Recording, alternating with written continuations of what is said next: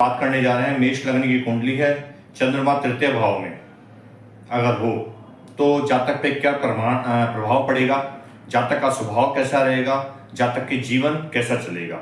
अगर मेष लग्न की कुंडली है, जातक का चंद्रमा तीसरे स्थान पर आके बैठ जाता है, अर्थात चौथे घर का मालिक, सुख का मालिक तृतीय घर में आके बैठ जाता है, भाई बहनों का घर, छोटे भाई बहनों का घर यहां से देखा जाता है, तो ऐसे व्यक्ति के बहनों की संख्या अत्यधिक होने की संभावना बन जाती है।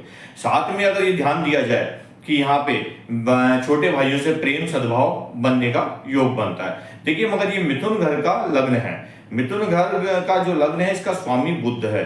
बुध और चंद्रमा में समता का व्यवहार है, बुध और चंद्रमा दोनों में समता का व्यवहार है। यहाँ पे शत्रुता बुध की तरफ से चंद्रमा के प्रति शत्रुता, चंद्रमा की बुध के प्रति शत्रुता नहीं है। अगर ये दोनों को तालमेल बैठाया जाए तो समता का व्यवहार है।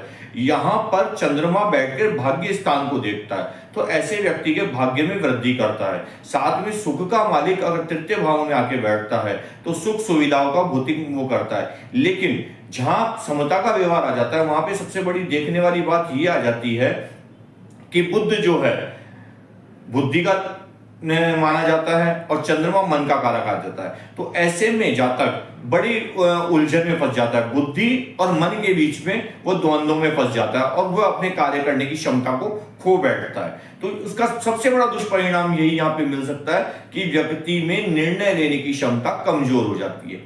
छोटे भाई बहनों से और प्रेम होना मातृ सुख को बढ़ा देता है, अर्थात उसका मातृ सुख बढ़ जाता है, मातृ से स्नेह बढ़ जाता है।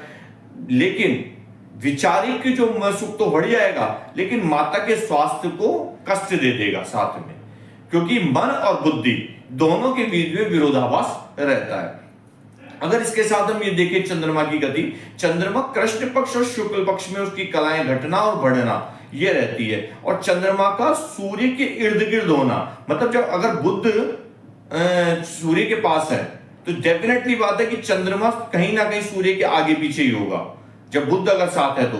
और बुध का अगर उसके ऊपर युक्ति बन रही है तो ये बात देखी जाएगी कि चंद्रमा कहीं अस्त की कंडीशंस में तो नहीं है, चंद्रमा की डिग्रीज कम तो नहीं है, ये भी बहुत बड़ा प्रभाव डाल सकता है। ऐसे जातक को कफ से रिलेटेड, एलर्जी से रिलेटेड बीमारी होने की संभावना है। उसको करना क्या चाहिए? उसको करने के लिए शिव जी के ऊपर गंगा जल से और या गुलाब जल का अभिषेक करना चाहिए सोमवार के दिन। अगर ये वो करता है तो उसका चंद्रमा बली हो सकता है, और चंद्रमा जब उसका बली हो जाएगा बुध के घर में और बुद्धि और मन दोनों एक जगह स्थिर हो जाएंगे तो उसकी प्रगति निश्चित है।